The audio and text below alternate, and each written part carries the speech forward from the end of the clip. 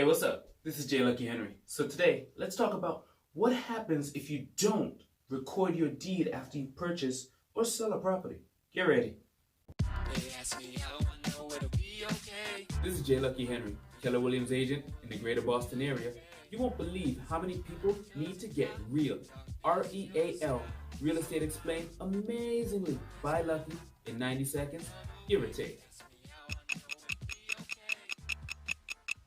Welcome back. It's J. Lucky Henry. So, if you are now trading real estate property, so selling real estate, whether you're buying it or purchasing, a transaction is happening, and you don't record the deed, what could happen? Well, first off, the deed. In the United States, it may vary a little bit, but virtually all states require that a deed or record is kept of the transfer of property. So this is to let the world know, let everyone know that this person A has now given their interest in this property to person B, or person B has now paid for the interest from person A in this property, and the new owner of record is person B. So they own the property.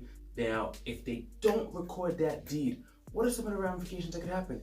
Person B, let's say they wanted to refinance, sell it, pull a permit to do some work. Check out this video on how to pull permits, by the way, right? Anything like that, they would not be able to.